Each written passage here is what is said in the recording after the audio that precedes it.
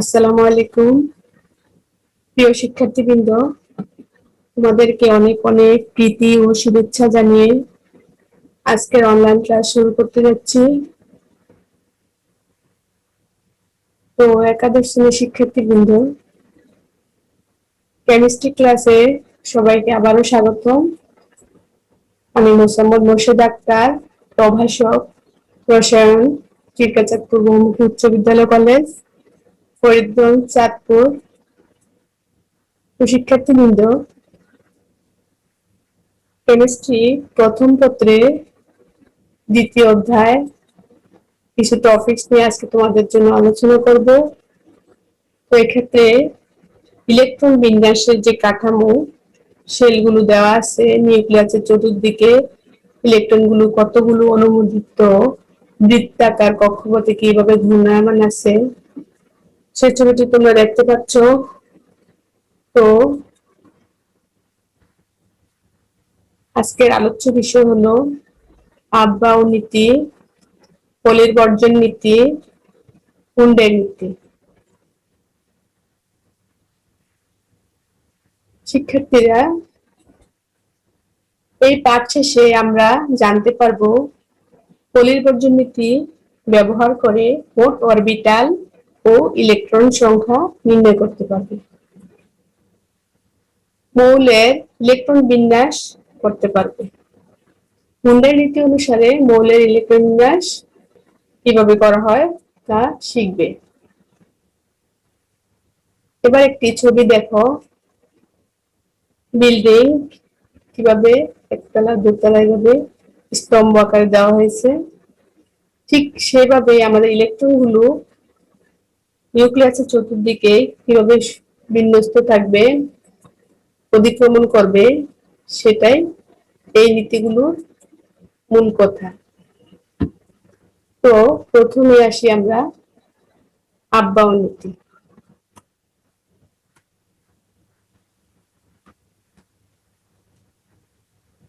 আপ-বাউ নীতিকে building up নীতি বলা হয়।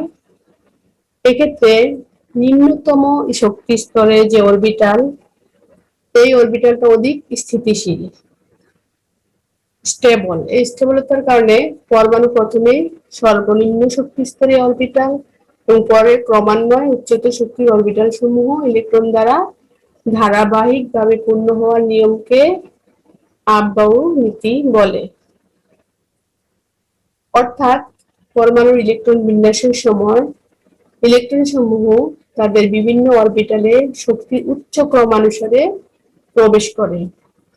এটা জার্মান শব্দ আপ-বাউ, এর অর্থ নিচের দিক হতে ক্রমান্বয়ে উপরের দিকে তৈরি করা, বিল্ডিং আপ নীতি বলা হয়।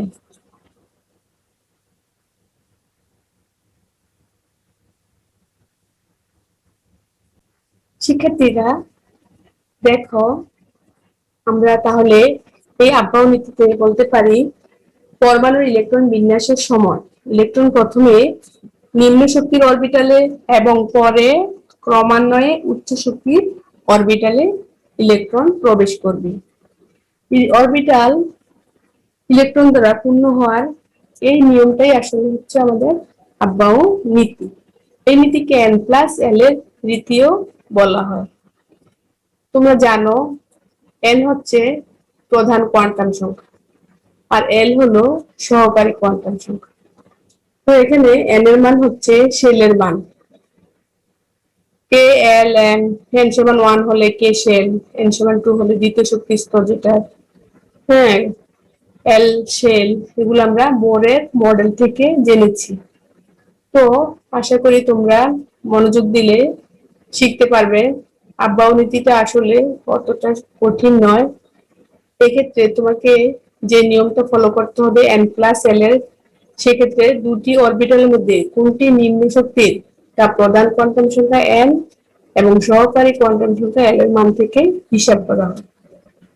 অর্থাৎ n তো আমরা বললাম যে প্রধান কোয়ান্টাম সংখ্যা, শেলের মান, সহকারী কোয়ান্টাম সংখ্যা l এর মান, হ্যাঁ, এটা আমাদের যখন আমরা কোয়ান্টাম নাম্বার শিখেছি l এর মান 0 থেকে n-1 পর্যন্ত হতে পারে। এর মান 0 1 2 এগুলো বুঝছো।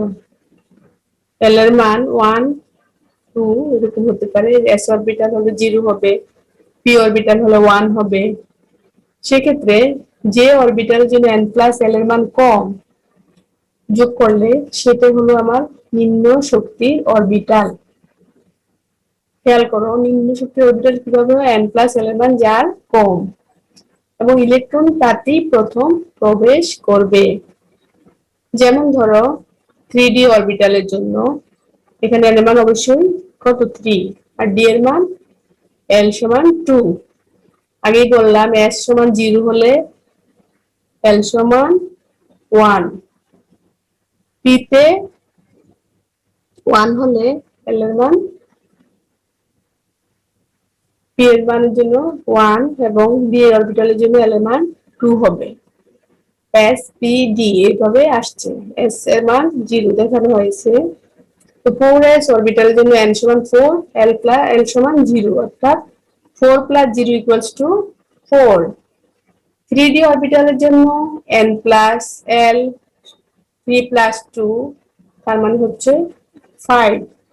তো আমরা জানি 3d সে 4s এর শক্তি কম অর্থাৎ 4। হ্যাঁ, এই 4 এর কারণে ইলেকট্রন আগেই 4s অরবিটালে প্রবেশ করে এবং সেটা পূর্ণ হলে 3d অরবিটালে প্রবেশ করে।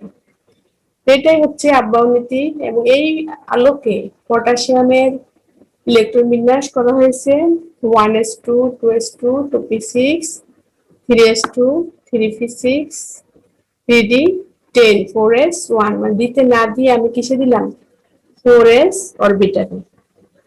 এটা হচ্ছে আব্বাও নীতির আলোকে পটাশিয়ামের ইলেকট্রন বিন্যাস। এবং এর আলোকে একটা প্রশ্ন হতে পারে তোমাদের জন্য, খেয়াল করো পটাশিয়ামের 19তম ইলেকট্রনটি 3d তে না গিয়ে কেন 4s এ যায়। সেক্ষেত্রে তোমাকে অবশ্যই আব্বাও নীতিটা আগে লিখতে হবে, তারপর তুমি n প্লাস l এর মান 3d এবং 4s এর জন্য বের করতে হবে।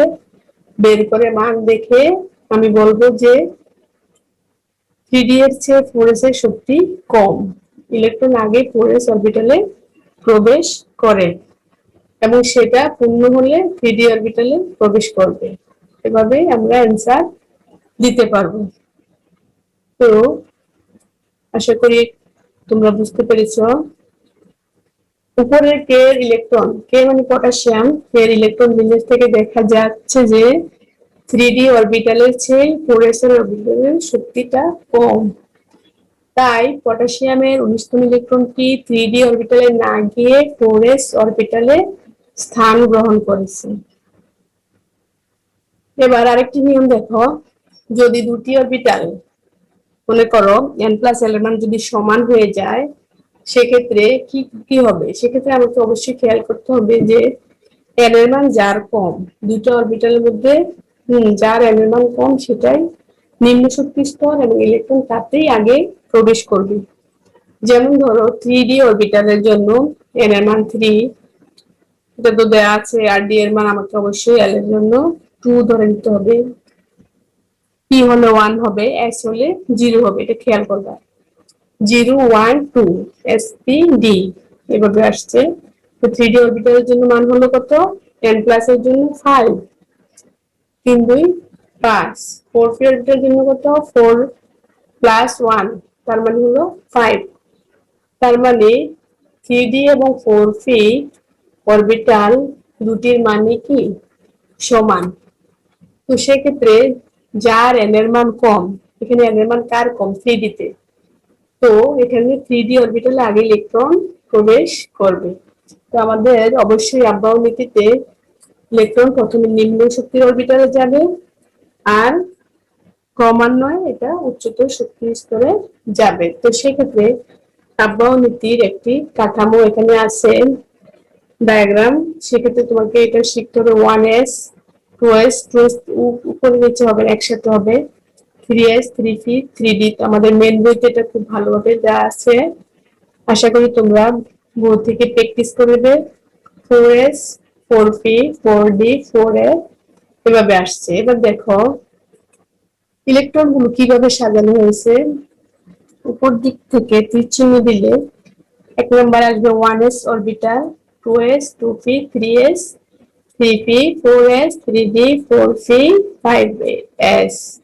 এভাবে আমাদের ইলেকট্রন বিন্যস্ত হবে এবং এর আলোকে আমরা n প্লাস l এর নীতিটিও যাচাই করে নেব 4s 3d 3d 4p এর মাধ্যমে। তো আশা করি এই চার্টটা আমরা যদি খেয়াল করি তাহলে সেই নীতিটাই আমাদের শক্তির উচ্চক্রম অনুসারে সাজানো হয়েছে। তো আব্বাও নীতিটা অবশ্যই আমাদের নীতিটা মুখস্থ রাখতে হবে, এই ডায়াগ্রামটি লিখতে হবে এবং কার চেয়ে কার শক্তি কম, হ্যাঁ, সেটা আমাদের নিম্ন শক্তি স্তরের জন্য এই চিত্রটা আমাদের এখান থেকে আসছে, উপর দিক থেকে নিচের দিক থেকে তীর চিহ্ন দেওয়া আছে, ওখান থেকে তোমরা ফলো করলে অবশ্যই ইলেকট্রন বিন্যাসটি করতে পারবে। তো শিক্ষার্থীরা বাসায় আরো অনেক অনেক প্র্যাকটিস করতে হবে। তোমরা গ্রুপ 1 গ্রুপ 2 গ্রুপ 3 এইভাবে মনগুলো তোমরা এভাবে ইলেকট্রন বিন্যাস করে শিখে নিবে। এবার আসো ফলির বর্জন নীতি। ফলির বর্জন নীতিতে আমরা বলি বিজ্ঞানী ফলি এটা নীতি তৈরি করেছেন ইলেকট্রন বিন্যাসের জন্য। একই পরমাণুতে, অবশ্যই একই পরমাণুর মধ্যে হবে, যে কোনো দুটি ইলেকট্রনের, মানে একই পরমাণুতে যদি দুটি ইলেকট্রন থাকে সেক্ষেত্রে চারটি কোয়ান্টাম সংখ্যার মান কখনো একই হতে পারে না। অর্থাৎ একই পরমাণুতে অবস্থানরত দুটি ইলেকট্রনের তিনটি কোয়ান্টাম সংখ্যার মান যদি একই হয়, সেম হয়, কিন্তু চতুর্থ কোয়ান্টাম সংখ্যাটা অবশ্যই ভিন্ন হবে। এটাই বিজ্ঞানী ফলির বর্জন নীতি। এই যে দেখো তোমরা, একই পরমাণুতে দুটি ইলেকট্রনের চারটি কোয়ান্টাম সংখ্যার মান কখনো একই হতে পারে না, কোয়ান্টাম সংখ্যা চারটি। অর্থাৎ একই পরমাণুতে অবস্থানরত দুটি ইলেকট্রনের মধ্যে অন্তত একটি কোয়ান্টাম সংখ্যা অবশ্যই ভিন্ন হবে।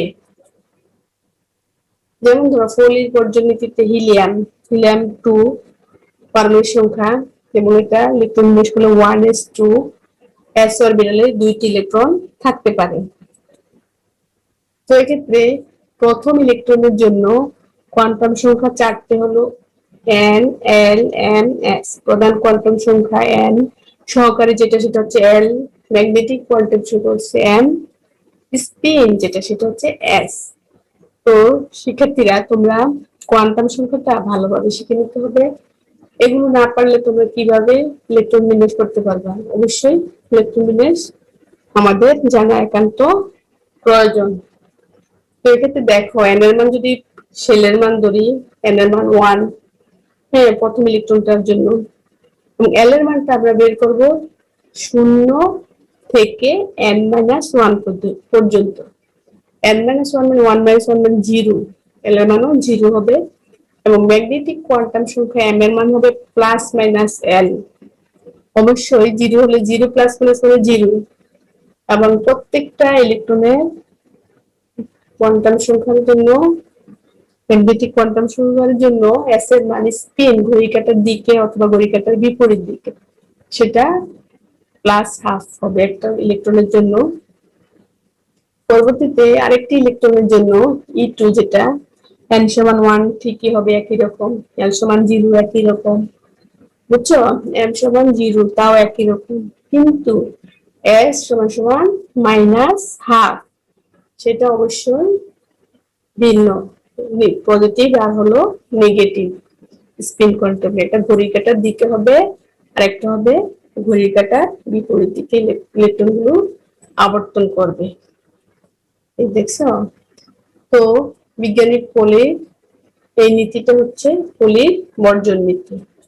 তো ফলির বর্জন নীতি থেকে আমাদের লিথিয়াম পরমাণুর দ্বিতীয় ও চতুর্থ, দ্বিতীয় তৃতীয়, যেমন লিথিয়াম হচ্ছে তোমার 3 পারমাণবিক সংখ্যা 1s2 2s1, দ্বিতীয় তৃতীয় ইলেকট্রন যদি আসে পরীক্ষায় সেগুলো আমাদের মেন বই থেকে তোমরা দেখে নিতে পারো। দ্বিতীয় ইলেকট্রন হচ্ছে E2 তৃতীয় ইলেকট্রন হচ্ছে E3, সেক্ষেত্রে লিথিয়ামের জন্য হবে N একই রকম 1 0 0 N 0 হবে, S হবে -1, হ্যাঁ দ্বিতীয় ইলেকট্রন যেহেতু। আর তৃতীয় ইলেকট্রন যেটা আসবে সেটা হবে অবশ্যই 1:2s1, 2s1 হবে দ্বিতীয় শক্তি স্তর, মানে তখন 2 হবে, L সমান 0 হবে, M সমান 0 হবে, S সমান তখন হবে প্লাস। আর প্রথম ইলেকট্রন যদি আসে কোনো শেলে তার মান প্লাস ধরতে হবে। তো এইভাবে অনেকগুলো এক্সাম্পল আমাদের কি বাসায় করতে হবে পরীক্ষায় আমাদের অ্যান্সার করার জন্য। ভালোভাবে শেখার জন্য অবশ্যই এক্সাম্পল E1 E2 অনেকগুলো ইলেকট্রন বিন্যাস, প্রথম ইলেকট্রনের জন্য, দ্বিতীয় ইলেকট্রনের জন্য পলিবর্জন নীতি প্রয়োগ জানতে হবে। এবার আসি আমরা হুমস রুল, হুন্ডের নীতি। বিজ্ঞানী হুন তিনি বলেছেন কোন পরমাণুর সম শক্তি সম্পন্ন সেম এনার্জি যেগুলা বিভিন্ন অরবিটালে ইলেকট্রন সমূহ এমন ভাবে অবস্থান করবে যেন তারা সর্বাধিক সংখ্যায় বিজোড় অবস্থায় বিদ্যমান থাকতে পারে। এই অবস্থায় বিজোড় অবস্থায় এই বিজোড় ইলেকট্রনের স্পিন হবে একই মুখী, একই রকমের দিকে আবর্তন করবে। এই সূত্র অনুযায়ী কোন স্তরের প্রতিটি অরবিটাল একটি করে ইলেকট্রন দ্বারা পূর্ণ হবে। প্রথমে একটা করে ইলেকট্রন প্রতিটি অরবিটালে আসবে, অর্থাৎ নাইট্রোজেনের ইলেকট্রন বিন্যাস হচ্ছে N7 1s2 2s2 2p3। তো আমরা জানি মধ্যস্থ শক্তি স্তর যারা আছে তাদের ক্ষেত্রে অরবিটাল গুলো যদি আমি সমশক্তি সম্পূর্ণ করতে যাই তাহলে পি অরবিটাল হলো তিনটা, px py pz, তিনটি অরবিটাল আছে x অক্ষ y অক্ষ z অক্ষ বরাবর। খেয়াল করো পি এর অরবিটালে তিনটি ত্রিমুখী এবং এস অরবিটালের আকার হচ্ছে বর্তুলাকার, পি অরবিটাল আকৃতি হচ্ছে ডাম্বেল আকৃতির। এটা এক্স অক্ষ বরাবর হলে px হবে, y অক্ষ বরাবর হলে py হবে, z অক্ষ বরাবর হলে pz হবে। এগুলো আমাদের ছবিতে আছে অরবিটালের মধ্যে, ওগুলো পড়ে নিতে হবে। তো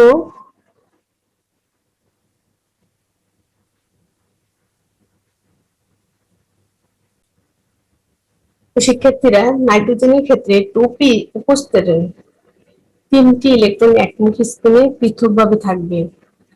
মনে করো নাইট্রোজেনের permission 7 1s2 2s2 2px1 2py1 2pz1।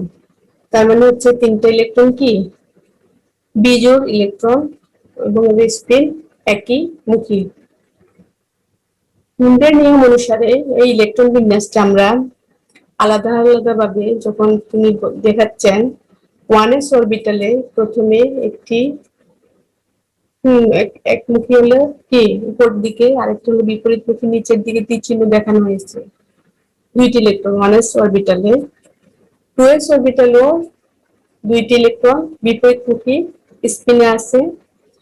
P অরবিটালে px যেটা এক্স অক্ষ বরাবর একমুখী স্পিনে একটা ইলেকট্রন আসবে, py অরবিটালে আরেকটি ইলেকট্রন, pz অরবিটালে আরেকটি ইলেকট্রন আসবে। এটা হচ্ছে হুন্ডের নীতি বা হুন্ডের নিয়ম। এবার দেখো অক্সিজেনের ইলেকট্রন বিন্যাস।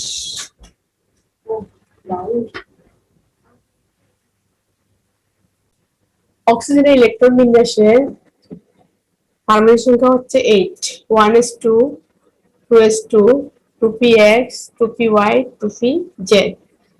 তার মানে হচ্ছে 1s অরবিটালে দুইটি ইলেকট্রন থাকবে, 2s অরবিটালে দুইটি ইলেকট্রন থাকবে বিপরীতমুখী স্পিন। খেয়াল করো px অরবিটালে একটি ইলেকট্রন আসবে, py অরবিটালে একটি ইলেকট্রন, pz অরবিটালে একটি ইলেকট্রন একই মুখী স্পিনে অবস্থান করবে। এখন আরেকটি ইলেকট্রন আসবে px তে, এখানে px এ দুইটা হবে, এবং পি ওয়াই পি জেড এ একটি করে 3×6 আর দুটি হলো বিজোড় অবস্থায় থাকবে। হুন্ডের নীতি আলোকে এবার আসে ক্লোরিন। ক্লোরিনের পারমাণবিক সংখ্যা 9, 1s2, 2s2, 2px, 2py, 2pz। ক্লোরিনের electron বিন্যাসে 1s অরবিটালে দুটি করে 1s2, প্রথম দুটো একমুখী স্পিন, দ্বিতীয়টা বিপরীতমুখী স্পিন, অর্থাৎ s অরবিটালে দুইটি ইলেকট্রন থাকবে। 2s অরবিটালে দুইটি ইলেকট্রন বিপরীতমুখী অবস্থানে থাকবে। 2p অরবিটালেও দুইটি electron, px orbital, 2px, 2py, 2pz, এখানে একটি মাত্র ইলেকট্রন বিজোড় অবস্থায় থাকবে।